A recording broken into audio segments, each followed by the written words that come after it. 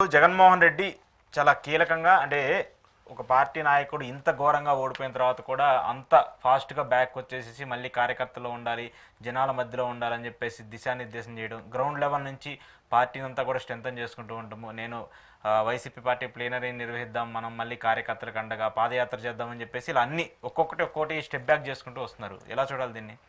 అంటే ఒకటండి, గతంలో జగన్మోహన్ రెడ్డి గెలిచిన తర్వాత ఏలినటి సిని బ్యాచ్ ఒకటి ఉంది. ఈ ఐపాక్, రిషిగడ్ ఇలాంటి దైద్యులందరూ దాపరించి ఆ పార్టీకి మనుగడ అంటే కార్యకర్తలు, నాయకులు వీళ్ళందరితోనూ క్షేత్రస్థాయిలో అధినాయకుడికి ఆ లింక్ని డిస్కనెక్ట్ చేశారు. ఒకానొక సందర్భంలో జగన్మోహన్ రెడ్డికి ఇంజెక్ట్ చేసిన విధానాలు కూడా చూసుకోగలిగితే అసలు కార్యకర్తలు, నాయకులు అక్కర్లేకుండా వీళ్ళందరూ స్వార్థపరులు, వీళ్ళు అక్కర్లేకుండా మనం రాజకీయం చేసి వచ్చన్న ఒక ఇల్యూజన్లోకి తీసుకెళ్ళగలిగారు ఆ పనికిమాలిన నేతలు. ఓకే. సో అప్పుడు ఏమవుతుందంటే దాని యొక్క అవుట్కమ్ ఎప్పుడైనా సరే, ఇప్పుడు మనం 151 గెలిచిన వాళ్ళకి, ఎందుకంటే నేనే చాలా విశ్లేషణలో చెప్పాను, వరస్ట్ కేస్ సినారీలో 50% ఓడిపోయినా నా దగ్గర ఎంత మెజరబుల్ అండ్ ప్యాథటిక్ రిజల్ట్స్ వచ్చాయో చూడండి. సో దానికి ఏమంటుంటే ఒరిజినల్ మొనాటమీ ఆఫ్ పాలిటిక్స్ని ఎప్పుడైతే బ్రేక్ చేయడానికి ట్రై చేస్తారో దానికి ఆల్రెడీ మెకానిజం క్రియేట్ చేసుకోగలిగారు. ఇప్పుడు లాయలిస్ట్ అన్న పదానికి కార్యకర్త లాయలిస్టా లేదంటే పార్టీ నియమించిన దాని ఏమంటారు వాలంటీర్ లాయలిస్టా అన్న కంపారిజన్ ఎప్పుడైతే ఉంటుందో వీడు ఇన్హెరెంట్గా పార్టీ పట్ల, ఉదాహరణకి ఏ పార్టీ అయినా, తెలుగుదేశం అవ్వచ్చు, వైఎస్ఆర్సీపీ అవచ్చు, జనసేన అవచ్చు, బీజేపీ అవచ్చు, మీరు ఏ పార్టీ అని తీసుకోండి ఇంక్లూడింగ్ కాంగ్రెస్, వాళ్ళు స్ట్రాంగ్ ఫాలోవర్స్ ఉంటారు. వాళ్ళు అలాంటి వాళ్ళని కాకుండా నేను ఎంప్లాయ్ చేసినట్టు అంటే వాడు ఏముంది, గివ్ అండ్ టేక్ పాలసీలోనే ఉంటాడు. ఆ గివ్ అండ్ టేక్ పాలసీని జస్టిఫై చేస్తూ రిషిగడు, ఐపాక్ అనే పనికిమాలిన నేతలు జగన్మోహన్ రెడ్డిని ఒక ట్రాన్స్లోకి తీసుకెళ్ళగలిగారు. తీసుకెళ్ళి సత్ఫలితాలు అన్నది ఎక్కడ మీరు ఎప్పుడైనా చూడండి, ఎంప్లాయీస్ పర్ఫార్మెన్స్ ఎట్లా ఉంటుంది, వీళ్ళు వర్క్ ఫర్ దేర్ క్యారెట్. మీరు సాఫ్ట్వేర్లో, నేను సాఫ్ట్వేర్ నుంచి బయటకు వచ్చాం, మనం ఏంటి ఒక ఇన్సెంటివ్ కానీ లేదంటే దానికి ఒక పెప్పేగా ఏదైనా ఇస్తామన్న దగ్గర వాళ్ళు ఆబ్వియస్లీ తెలుగుదేశం పార్టీ వస్తే 10,000 ఇస్తామని చెప్పారు. సో వాళ్ళు ఇటుపక్క ఈల్డ్ అవుతారు. దానితో ఎన్ఆర్ఐ వింగ్ కూడా వచ్చారు, అగ్రిగేట్ 3 లక్షల పైచీలకి వాళ్ళకి డబ్బులు పెంచారు. సో పెంచినప్పుడు ఏమవుతుంది, ఆల్మోస్ట్ 1 year జాబ్ ఎష్యూరెన్స్ ఇచ్చినట్టే కదా 5 years పార్టీకి. వీడికి వచ్చి ఆన్రోరియం. సో ఆ మొనాటమీని రీడ్ చేయడం కష్టమైంది. సో దానికి మెజరబుల్ అండ్ ప్యాథటిక్ 11 seats వచ్చాయి. దానికి తోడు ఏంటంటే వీళ్ళు నాకు తెలిసి మొత్తం ఈ కోఆర్డినేషన్స్ ఎవరైతే ఉన్నారో వీళ్ళు ప్రతిదీ ట్రాన్స్పరెంట్గా జగన్మోహన్ రెడ్డి దగ్గరికి చేరడానికి బ్యారికేడ్స్ క్రియేట్ చేసేసారు. సో అప్పుడు ఆ పాబంధకాలు ఎప్పుడైతే పోయి ఇప్పుడు అతను సత్యశీలులో ఒక కార్యకర్తనో లేకపోతే సంబంధించిన నాయకులతోనో ఇంటరాక్ట్ అవుతున్నప్పుడు ఏమొస్తుంది, ఒక అవుట్కమ్ రీడ్ చేయడానికి వాస్తవాలు తెలుస్తాయి కదా. వాస్తవాలు తెలియకుండా ఉంచిన వ్యక్తికి వాస్తవాలు తెలియచెప్పినప్పుడు కార్యాచరణ ఎలా ఉంటుంది. అప్పుడు ఏం చెప్తావు, నువ్వు వెళ్ళినప్పుడు ఎవడో సుఖ సంతోషాలతో లేడు కదా పార్టీ పరంగా, వాడి కష్టాన్ని ఒక పద్ధతిగా ఒక నాయకుడు అతని క్యాడర్ ఎలా సఫర్ అవుతున్నారో ప్రజెంట్ చేయగలుగుతాడు. ప్రజెంట్ చేసినప్పుడు ఏమవుతుంది, భరోసా కావాలి అటు నుంచి, ఆ భరోసా అతను ఇస్తున్నాడు ఇప్పుడు.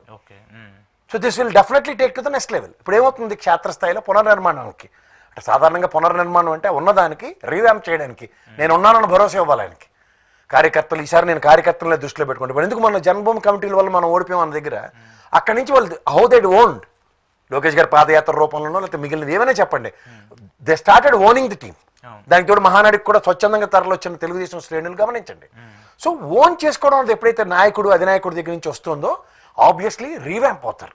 ఆ రీవ్యాంప్ అయినప్పుడు నెక్స్ట్ ఎలక్షన్స్కి ఎగ్జిక్యూషన్స్ ఈజీ అవుతాయి. సో ఆ ఎగ్జిక్యూషన్స్ ఇప్పుడు జగన్మోహన్ రెడ్డి స్టార్ట్ చేస్తే ఏమవుతుంది, అందుకే చూడండి జిల్లాల ఇన్ఛార్జీలని, నియోజకవర్గ ఇన్ఛార్జీలని లేదా క్షేత్రస్థాయిలో ఈసారి బుర్ర ఉపయోగిస్తున్నారు. ఎందుకంటే పార్టీ వాయిస్ మాడ్యులేషన్ కావాలని జిల్లా అధికార ప్రతినిధుల్ని, మండల అధికార ప్రతినిధుల్ని పెట్టి వాయిస్ మాడ్యులేషన్ స్టార్ట్ అవుతుంది. అంటే అఫ్కోర్స్ వాళ్ళకి ఇంకా ట్రైనింగ్ క్లాసులు, వాళ్ళు ఏ విషయాల మీద ప్రభావితం అవ్వాలి ఇలాంటివన్నీ చెప్తేనే మౌత్ పీస్లే ఎప్పటికైనా క్యారీ చేస్తాయి. ఆ మౌత్ పీస్ క్యారీ చేయడంలో తెలుగుదేశం దిట్టలు, ముఖ్యంగా మీడియా వీళ్ళ దగ్గర ఈ తెప్పలగాలు రెడీగా ఉన్నారు నిలయ విధ్వంసుల బాధ్యంలాగా. ముసలి దానికి తోడు రిటైర్ అయిపోయిన బ్యాచ్లు కూడా ఇటు పక్కే ఆకర్షితులై కూర్చొని అలా సత్సంగ ప్రవచనాలు చెప్తూనే ఉంటారు. సో ఆ ప్రవచనాలకి జనాలు ఎలా ప్రభావితం అవుతున్నారో గమనించిన తర్వాత ఇది ఇటుపక్క మెంటల్ ప్రిపరేషన్ ఉందనుకోండి, ఆబ్వియస్లీ దేని ఇప్పుడు మీరు చూడండి ఇలా బిక్కులు ఆడుకుంటూ వేళ మీద లెక్కెట్టచ్చు. ఆ ఛానల్కి వెళ్తే ఆడు మాట్లాడినవారు వాళ్ళు, మీకు అర్థమవుతుందా, ప్రాణాలు దిగించి ఆడికి వెళ్ళడమే అవుట్కమ్ ఏమి ఉండదు అక్కడ. వాళ్ళు తీసుకునే స్టాండ్ వేరు ఉంటుంది. అదే చెప్తున్నాను, ఆ స్టాండ్ అలైన్ అవుతుందా, సింక్ అవుతుందా అన్న అబ్జర్వేషన్స్ అండ్ మానిటరింగ్ కూడా చాలా ఇంపార్టెంట్. బట్ వైసీపీ ఎందుకు ఈ విషయంలో కొంత ఫెయిల్యూర్ మెజర్స్ కొంత ఏంటి సార్, మెజరబుల్ ఫెయిల్యూర్. వాళ్ళు మెయిన్ యాక్టివిటీ ఈసారి గుడ్లో ఇప్పుడు ఈ రోజు దాకా పనిచేస్తున్న వాళ్ళందరూ స్వచ్ఛందంగా పనిచేస్తున్న వాళ్ళే.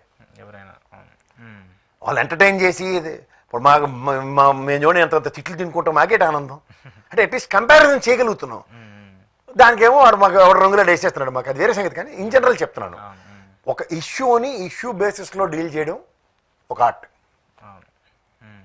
ఇష్యూ బేసిస్ని పాపప్ చేయడం ఇంకొక ఆర్ట్, ఇష్యూ లేకపోయినా ఇష్యూని క్రియేట్ చేయడం ఒకటి. వీళ్ళు మించిన లేరు ఆ విషయంలో. జగన్మోహన్ రెడ్డి ఓడిపోవడానికి అవి చాలా చాలా చాలా అంటే land titling act, land titling act కావచ్చు. ఇప్పుడు ల్యాండ్ టైటిలింగ్ యాక్ట్ ఎవరిది? కేంద్ర ప్రభుత్వం మన నెత్తికెట్టింది. వీళ్ళందరికీ ఏంటంటే అందరూ రాహుల్ ద్రావిడ్లాగా ఇప్పుడున్న ప్రాంతీయ పార్టీలు అందరూ ఒళ్ళల్లా ప్యాడ్లు కట్టుకుని బీజేపీ అయినా కానీ కళ్ళు మూసుకుని డిఫెన్సే ఆడతాడు. అప్పుడు కొట్టు అది ఫుల్ టాస్ చేసినా సరే డిఫెన్సే ఆడతారు. సో అడ్వాంటేజ్ అది తీసుకున్నప్పుడు ఏమవుతుంది, ఇడిగాప తీడు అన్న యాశాలు ఆలేస్తున్నారు. దానికి తగ్గట్టు వీళ్ళు కూడా ఆ డిఫెన్స్ ప్యాటర్న్లో ఉండి అటాకింగ్ మోడ్ అన్నది ఉండదు. ఏంటి అనేది వాళ్ళ దగ్గర ఉన్న 0.83 బ్యాచ్ గారు ఎవరైతే ఉన్నారో బీజేపీ లోకల్ వాళ్ళు పరాణ బుక్కులు అంటాం వాళ్ళని, పారాసైట్స్ని. వాళ్ళు బీజేపీ ఆచ్ఛేదన తెలుగుదేశం ఇస్తే గెలుస్తారు. వాళ్ళకి బాగా తెలుసు మేము బతకాలంటే తెలుగుదేశమే కావాలి, ఆ వైఎస్ఆర్సీపీ కూడా మమ్మల్ని దగ్గర రానివాడు. సో ఆబ్వియస్లీ ఏం చేయాలి, ఇలాంటి విషయాల్లో గమ్ము నుండి మొత్తం ఎంత బదనాం చేయాలో అంత బదనాం చేయడంలో ఈ తప్పేలాగా రెడీ అయ్యారు. డైపర్ పౌడర్ డబ్బా అంటే పెట్రోల్ గన్న పెట్టేస్తే మిగిలిన టైం అంతా ఖాళీ కదా, ఫుల్ ట్యాంక్ అయ్యేదాకా.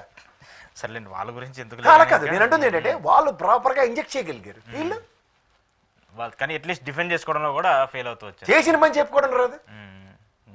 ఇప్పుడు వీళ్ళు చెప్తున్నారు, నిన్న రామ్మోహన్ నాయుడు గారు చెప్తున్నారు, మనకు ఆ సీ పోర్ట్లు ఉన్నాయి, అద్భుతంగా ఉన్నాయి, శ్రీకాకుళం జిల్లాలో మళ్ళీ సముద్ర తీరాన్ని ఇంకా ఎక్స్పాండ్ చేద్దాం, పోర్టులు ఇంకా మళ్ళీ అభివృద్ధి చేద్దాం అని చెప్పేసి మాట్లాడుతారు. కట్టింది ఎవడు? ఫస్ట్ 2-3 phases లో మన ఇంటర్లో డేటాలు చెప్తాను, జగన్మోహన్ రెడ్డి చేసింది ఎవడు? ఇప్పుడు వచ్చి వీళ్ళు అచ్చెన్నాయుడు గారు అయినా సంభ్రమాశ్చర్యాలకు గురే మనకు పోర్టే లేదా అట. ఇదేంటిది? నిజంగా వీళ్ళు సంపద సృష్టిస్తాం, డెవలప్మెంట్ చేస్తాం అని చెప్పింది నిజంగా అతను చేసింది, చేసినోడు చెప్పుకోలేకపోయాడు. వీళ్ళు దాన్ని క్రెడిట్ తీసుకుంటారు. ఇప్పుడు ఎవరో ఒకరు వాడుకుంటున్నారు కదా. అఫ్ కోర్స్ రాష్ట్రాన్ని అనేది ప్రభుత్వం అనేది కంటిన్యూ ప్రాసెస్ కాబట్టి కంటిన్యూస్ ప్రాసెస్ వాళ్ళు చేస్తున్నారు. దీనికి బడ్జెట్ అలొకేషన్స్ ఉన్నాయా? అవి లేవు, లేకుండా ఓన్ చేసుకో. పోర్టులకు లేవు, మరదే కదా. మన బడ్జెట్లో అసలు పోర్టులకు సంబంధించి ఎక్కడ రూపాయి కూడా అలొకేషన్ లేదు. వాళ్ళు కేంద్ర ప్రభుత్వం పట్టించుకునే పరిస్థితులు లేదు, ఎందుకంటే రాష్ట్ర ప్రభుత్వం నిర్మిస్తున్న పోర్టులు, ఒకటి ప్రైవేట్ పోర్టు, మిగిలిన 3 ప్రభుత్వం నిర్మిస్తుంది. సరే, ఆల్మోస్ట్ అది కూడా 70-80% కంప్లీట్ అయిపోయినాయి కదా. మచిలీపట్నం పోర్ట్ అయితే ఆల్మోస్ట్ డన్.